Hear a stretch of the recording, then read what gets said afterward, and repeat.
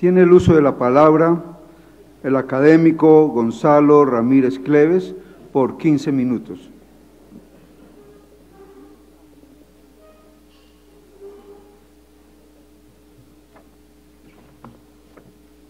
Hola.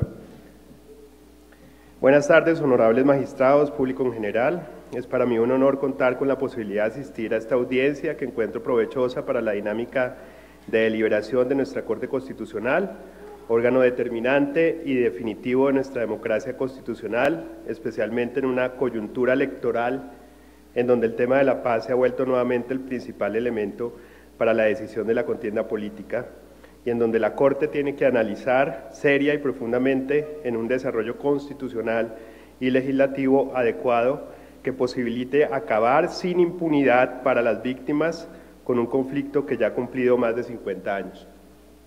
Agradezco a la Corte Constitucional y al magistrado ponente Alberto Rojas la invitación a participar en esta audiencia para dar algunas opiniones sobre la demanda al artículo 67 de la Constitución. También quisiera agradecer a los miembros del Departamento de Derecho Constitucional de la Universidad Externado de Colombia por su ayuda generosa y solidaria. Las conversaciones con ellos me dieron luces para algunas de las ideas que voy a exponer a continuación, pero la responsabilidad por lo que diré será propia y en nada los compromete si en algo me equivoco. Sobre la primera pregunta, relacionada con si el Estado colombiano enfrenta límites derivados del derecho internacional de los derechos humanos y el DIH respecto al alcance de la participación en política de los desmovilizados en procesos de justicia transicional. Sobre esta pregunta hay que decir que no hay un marco internacional universal de la llamada justicia transicional, es decir, que no existe un tratado o convenio internacional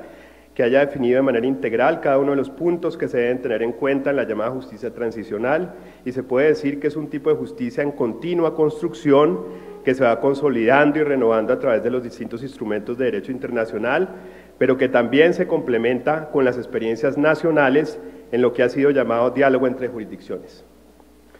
Por ejemplo, con la resolución 187 de 29 de septiembre de 2011, se creó en Naciones Unidas la Relatoría Especial para la Promoción de la Verdad, la Justicia, la Reparación y las Garantías de No Repetición.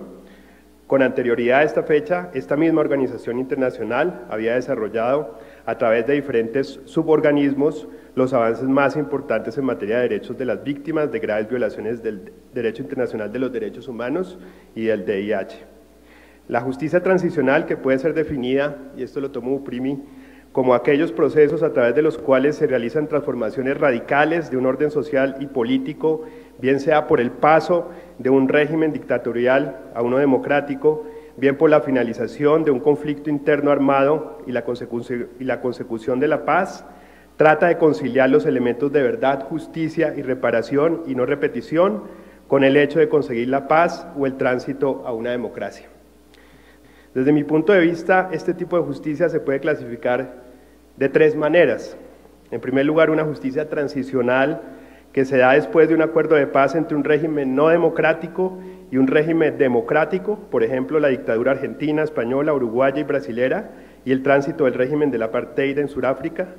En segundo lugar, la justicia transicional, que puede ser utilizada en medio del conflicto para acabar con grupos contrainsurgentes o paramilitares, en donde aún no se ha terminado el conflicto y solo se tiene como fin el abandono de las armas por parte de uno de los grupos armados u otros excombatientes de manera individual. Este fue el tipo de justicia transicional que se dio en la Ley 975 de 2005, Ley de Justicia y Paz, declarada constitucional en parte, con varias modificaciones interpretativas a través de la sentencia C-370 de 2006. Y por último, las leyes de justicia transicional que tienen como objetivo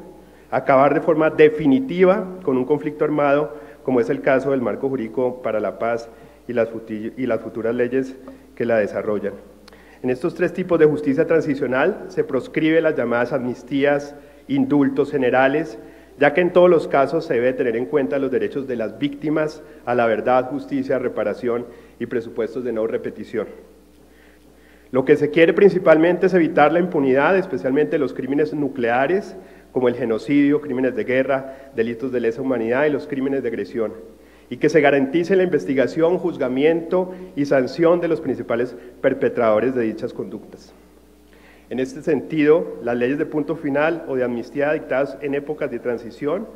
con estas características de algunos de los países latinoamericanos que habían sufrido dictaduras como Argentina, Chile, Brasil, Uruguay y recientemente en el Perú, para el caso de Fujimori, han dado lugar a la expedición de sentencias de la Corte Interamericana que tratan de proscribir o de limitar dicha práctica teniendo como presupuesto la protección de los derechos de las víctimas. Así en los casos Almonacid Arellano y otros versus Chile, Barrios Altos y La Cantuta versus Perú, Gómez Luna y otros versus Brasil y Yelman versus Uruguay. Han establecido que las leyes de amnistía o de punto final para los crímenes de Estado y los crímenes de genocidio, de guerra, de lesa humanidad e infracciones graves a los derechos humanos son incompatibles con la Convención Americana y por ende carecen de efectos jurídicos. Sin embargo, en la última sentencia, la Corte Interamericana sobre el tema masacre de Mozote versus Salvador, de 25 de octubre de 2012, se estableció diferencias entre las leyes de amnistía y de indultos que se pueden dar después de una dictadura en tránsito con una democracia y una ley de amnistía general a hechos cometidos en el contexto de un conflicto armado interno que tiene como propósito el fin de la guerra, es decir, teniendo en cuenta los distintos tipos de justicia transicional antes vistos. Con relación a los derechos políticos de los excombatientes, no existe en el derecho internacional de los derechos humanos ni en las normas de DIH disposiciones que indiquen que los que hayan cometido este tipo de crímenes con posterioridad al juzgamiento y sanción y sobre todo a la reparación de las víctimas no puedan participar en política.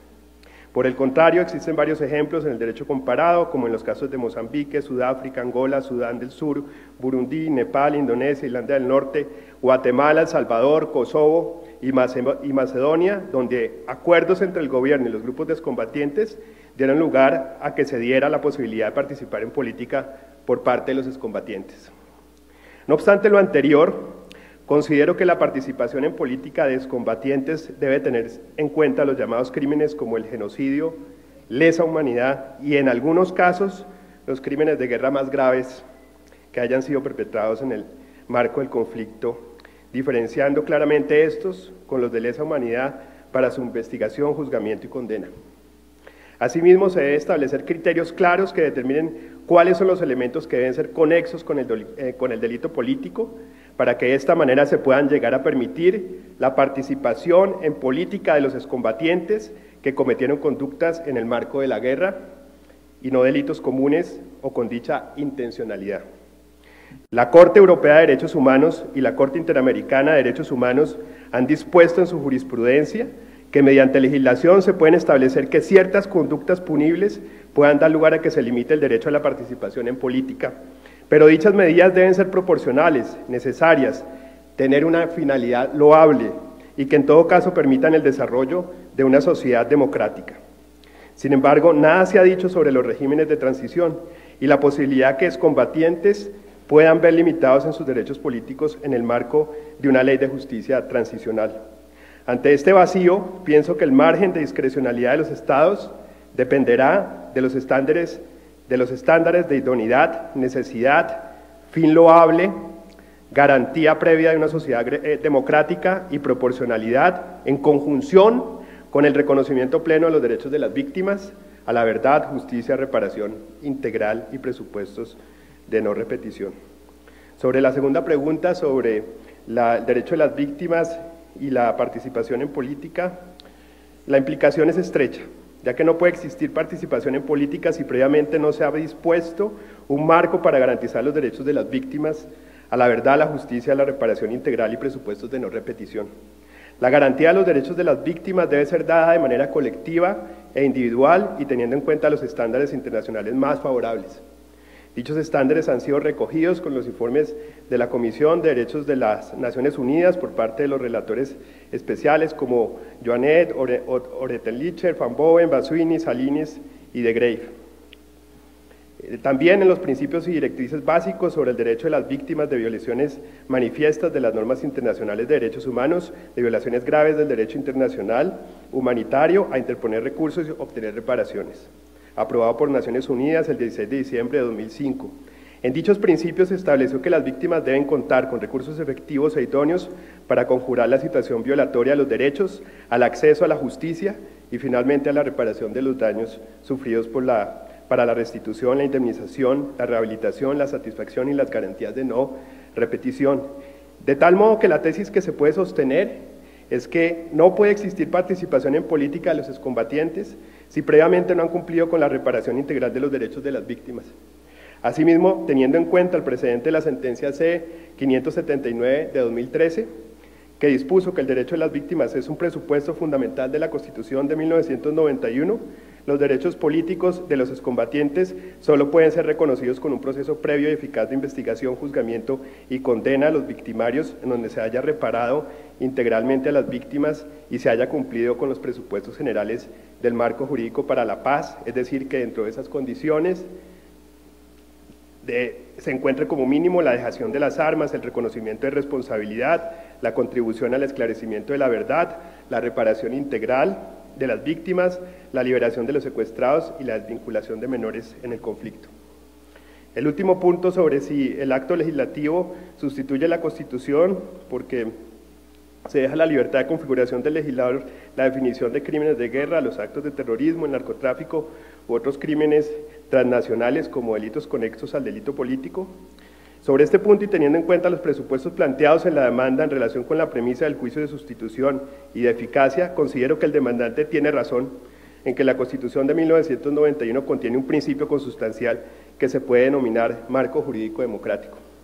que se fundamenta en varias normas de la Constitución y que establece un tipo de democracia constitucional de carácter participativo y deliberativo que está limitada por los principios de dignidad de la persona y los derechos humanos.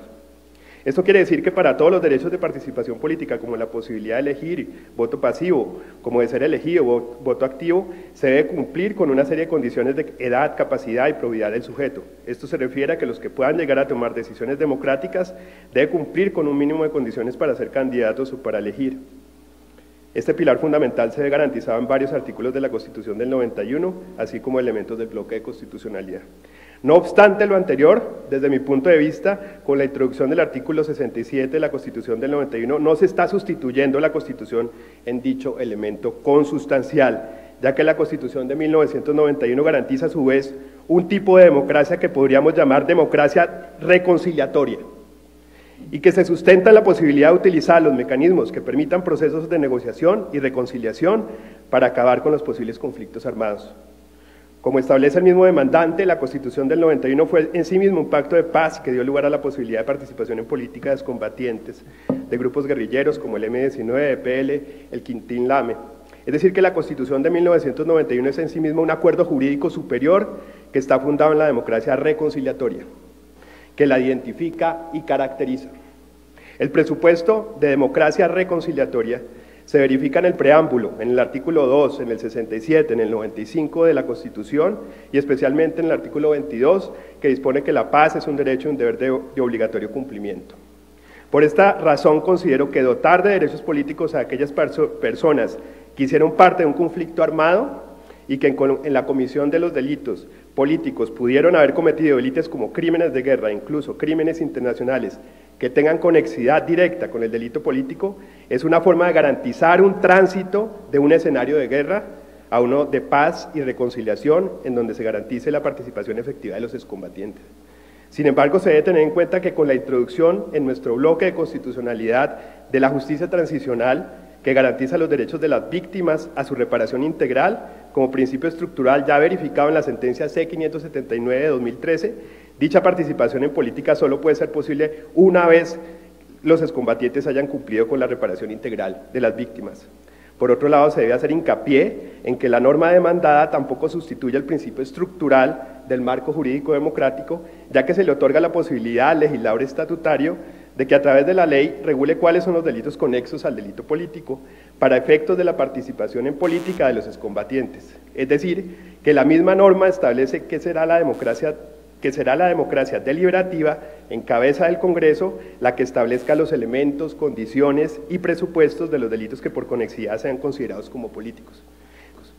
Del mismo modo, se debe resaltar que la norma constitucional demandada resulta compatible con el principio consustancial del marco jurídico democrático que garantiza la dignidad de los derechos humanos, porque excluye directamente que los excombatientes que hayan cometido delitos como genocidio o lesa humanidad puedan participar en política. La omisión expresa no incluir los crímenes de guerra, los delitos como el terrorismo y crímenes internacionales como el narcotráfico es solo una forma de dar participación al legislador estatutario para que regule qué crímenes pueden ser considerados como conexos al delito político, teniendo como criterios elementos como la gravedad y la intencionalidad del sujeto y la conducta.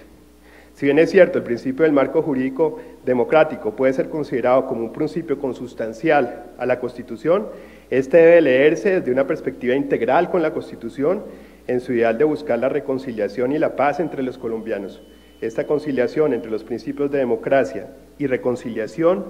no debe negar, sin embargo, los derechos de las víctimas en su reparación integral y sus derechos a la verdad, justicia y condiciones de no repetición. Muchas gracias.